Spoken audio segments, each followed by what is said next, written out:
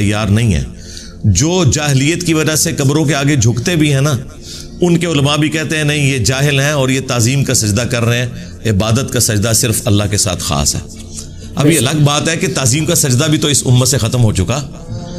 अबू दाऊद में हदीस है, सुन्न इब्न माजा में, एक सहाबी ने नबी अलैहिस्सलाम को आके सजदा किया। आपने फरमाया सर उठा, क्या कर रहा है? उन्होंने कहा कि मैं हीरा नामी शहर इराक में गया था, वहां देखा कि लोग अपने सरदार को सजदा करते हैं, तो आप तो अल्लाह के रसूल हैं सल्लल्लाहु अलैहि वसल्लम, आप तो ज्यादा हकदार हैं कि मैं आपको सजदा करूं। तो आप अलैहिस्सलाम ने फरमाया कि अगर मैं सजदा जायज समझता तो बीवियों से कहता कि अपने खामदों को सजदा करें उस हक के सबब जो अल्लाह ताला ने उनका रखा है। और फिर उसमें बड़े प्यारे जुमले हैं कि जब मैं फौत हो जाऊंगा और तुम मेरी कब्र से गुजरोगे, क्या मेरी कब्र पे भी सजदा करोगे? उनका नहीं या रसूलल्लाह। फरमाया फिर मुझे क्यों सजदा कर रहे हो? अगर मैं सजदा जायज समझता तो बीवियों से कहता कि अपने खामदों को सजदा करें। यानी नबी अलैहिस्सलाम ने अपनी ताज़ीम में भी इस तरह का गुलूफ करना कि वो ताज़ीम का सजदा हो, उसे भी बैन कर दिया। तो अल्लाह का ये स्टेटस है तो बाबे तो शाही कोई नहीं। हाँ, ये जुमला हर जगह फिट होता है। मेरे नबी सा है ही कोई नहीं, तेरे बाबे थे शाही कोई नहीं।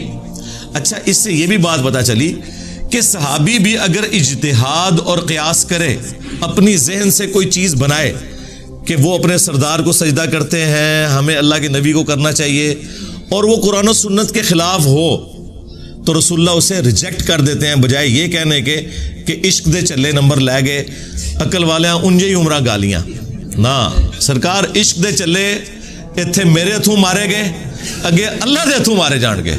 हाँ, नबी सल्लल्लाहु अलैहि वसल्लम को सजदा जायज नहीं है, तो कुरान तो इस स्टेटस को नहीं, नहीं करता जो इन्होंने डिक्लेयर किया हुआ है।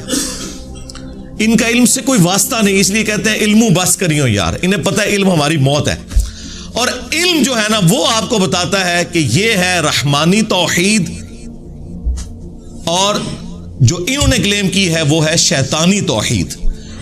जो बाबों की तौहीद है वो है शैतानी तौहीद, और जो पैगंबरों की बताई हुई तौहीद है वो रहमानी तौहीद। ये है असल में डिफरेंस। ये जो क्लेम करते हैं ना कि जी वो शैतानी तौहीद और रहमानी तौहीद यूं नहीं यूं है, तो वो हम आपको बताते हैं कि अल्लाह और मखलूक के दरमियान वासिता, वसीला, हदायत पहुंचाने का सिर्फ पैगंबर होते हैं। जो पैगंबर तालीमात बताएंगे वो रहमानी होगी। पैगंबरों के सिवा जो कोई भी और बंदा, ख्वाह वो पैगंबरों के नाम के ऊपर धोखा दे, वो शैतानी तालीमात होंगी अगर वो पैगंबरों से टकराएंगी।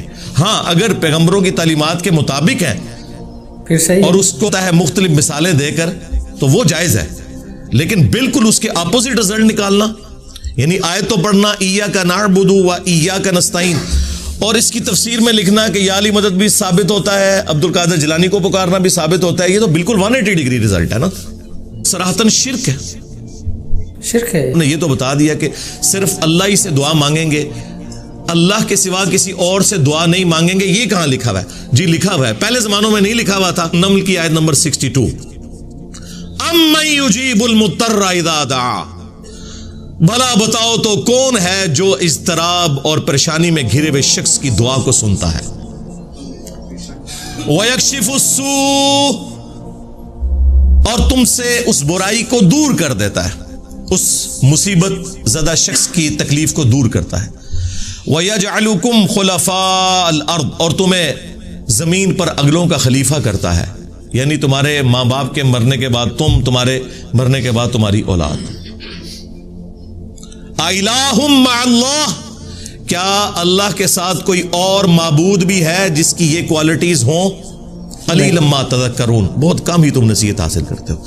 ये आयत इस बात का सबूत है कि अल्लाह के सिवा किसी और हस्ती के बारे में यह अकीदा रखना कि वो दुआओं को सुनता है और वो मुश्किल को दूर कर देता है, गोया कि उसे खुदा बनाने के, इलाह बनाने के, माबूद बनाने के मुतरादिफ है। इसके बाद किसी आयत की जरूरत नहीं। अहले तशय्यो के यहाँ सुबह शाम के अज़कार में ये आयत मौजूद है, लेकिन वो अरबी में पढ़ते रहे। जब हमने इसे हाईलाइट किया, सैकड़ों नहीं हजारों शिया ने शिर्क छोड़ दिया, और उन्होंने कहा हमें तो पता ही नहीं था। अब तो मैंने उसमें अगला वर्जन ऐड किया है कि जो मौला हसन अलैहिस्सलाम को वसीयतनामा लिखा है मौला अली अलैहिस्सलाम ने, नहजुल बलागा में मौजूद है, 3-4 सफ़ात पे फैला हुआ है। तौहीद का शाहकार है वो खुतबा। उसके बाद तो कोई गुंजाइश नहीं रहती कि कोई शख्स मौला अली का नाम ले और उनके नाम के ऊपर शिर्क खड़ा करे। कहा कि बेटा सुनिए, याद हो जिसने अन करीब मर जाना है, जिंदा रहने वाला सिर्फ अल्लाह है। तुझे जब भी कोई मुसीबत हो, जब भी परेशानी हो, सिर्फ उसी अल्लाह को हसन पुकारना। और मेरे बेटे हसन याद रखना, अल्लाह का दरबार वो दरगाह है जिसने अपना कोई दरबान भी मुकर्रर नहीं किया। तुम डायरेक्ट अल्लाह से मांगो। हसन को नहीं कह रहे कि मनु विच पा, मैं वसीला और तवसुल ते बाकी सारे बाबे ते शाही कोई नहीं। पर धोखा देना था किसी ने, शिया ने या बरेलवियों ने, तो अल्लाह के बंदो मौला हसन को बताया जाता ना। कुरान में 40 के करीब दुआएं आई हैं अंबिया की, किसी में कोई वसीला तवस्सुल नहीं है। और वसीला और तवस्सुल तो यह है कि अल्लाह के नेक बंदों से दुआ करवाई जाए, उनकी धौंस लगाना अल्लाह को, उनको पुकारना और कहना कि जी वो अल्लाह से दुआ करेंगे और हमारा मसला हल हो जाएगा। जी दुनिया में मौजूद हो तो जरूर करवाएं, जरूर करवाएं, ताकि उनसे आप मदद मांग लें। मेरे सामने अगर अब्दुल कादिर जिलानी बैठे हों तो मैं उन्हें कहूं कि हजरत मुझे पानी पिला दें। लोगों को तो आप बताते हैं ना कि इतनी नेकियां मिलती हैं किसी को पानी पिलाने की, तो मुझे पिला दें। कोई बुरा मनाने वाली बात नहीं है किसी बरेलवी को, तो ठीक है। लेकिन अब्दुल कादिर जिलानी वहां बगदाद में दफन है अपनी कब्र के अंदर, और मैं उन्हें कहूं कि मुझे पानी पिला दें। वही बात, वही जुमला, सिर्फ कोऑर्डिनेट्स बदलने से शिर्क हो जाएगा। बैठे हो, मैं फोन पे कॉल करूं और मैं कहूं कि हजरत नेस्ले की 2 बोतलें भेज दें, तो बिल्कुल जायज है, शिर्क नहीं होगा। तो बिल्कुल दुरुस्त है। लेकिन जो आपने क्लेम किया है, ये तो उम्मत को आपने शिर्क की तरफ लगा दिया। मौला अली अलैहिस्सलाम ने जो फरमाया अपने बेटे हसन से, ये बिल्कुल कुरान के मुताबिक है, क्योंकि अल्लाह ताला ने सूरतुल बकरा में इरशाद फरमाया, व इज़ा सअलका इबादी अन्नी फइन्नी क़रीब उजीबु दावत दाई इज़ा दान। ऐ मेरे महबूब सल्लल्लाहु अलैहि वसल्लम, जब भी मेरे बंदे आपसे मेरे बारे में पूछें, आप उनसे फरमाए मैं तुम्हारे बिल्कुल करीब हूं, हर पुकारने वाले की पुकार को सुनता हूं जब वो मुझे पुकारे। लेकिन शर्त है, फल यस्तजीबू ली वल युमिनू बी लअल्लहुम यरशुदून। इन्हें भी चाहिए ये मेरा हुक्म माने और मुझ पर ईमान लाए जैसा कि ईमान लाने का हक है, तो फिर ये भी कामयाब हो जाएंगे। तो ये कुरान हकीम में अल्लाह ताला ने वाज़ेह फरमा दिया। जब नबी इस्लाम की मुबारक जुबान से कहलवाया गया तो होना तो चाहिए था कि उस वक्त कहा जाता कि ऐ नबी आप फरमा दें कि मेरे वसीले बीच में डालो। नहीं फरमाया, बल्कि कहा कि जब मेरे बंदे आपसे मेरे बारे में पूछे तो फरमाओ मैं तुम्हारे बिल्कुल करीब हूं, हर पुकारने वाले की पुकार को सुनता हूं। लेकिन वो हुक्म मानना है, वो तो आप याद रखिए। मुस्नद अहमद में हदीस है कि नबी इस्लाम ने फरमाया कि मुमिन की जो दुआ है, किसी मुसलमान की दुआ, वो कभी भी रायगा नहीं जाती। या जो मांगा वो मिल जाएगा, या उसके बदले कोई और बेहतर नेमुल बदल, या फिर क़यामत के दिन वो स्टोर कर दी जाएगी दुआ। और एक और हदीस है जामे तिरमिज़ी में कि जो शख्स ये चाहता है कि मुश्किल और परेशानी में उसकी दुआ कबूल हो, तो उसे चाहिए कि वो उन दिनों में जबकि उसके लिए आसानी हो अल्लाह की तरफ से, खुशहाल दिनों में भी अल्लाह से दुआ मांगा करे। और दुआ का प्रोटोकॉल वो भी तिरमिज़ी में आया कि आपने अल्लाह की हम्द और दुरूद शरीफ के जरिए मुतवज्जे होना है, फिर अल्लाह ताला दुआ कबूल करेगा।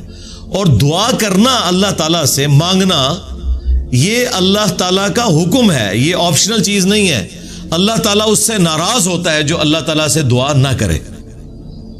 उदऊनी अस्तजिब लकुम, ऐ मेरे बंदो मुझसे मांगो मैं अता करूंगा। सूरतुल मुमिन की आयत नंबर 60 है।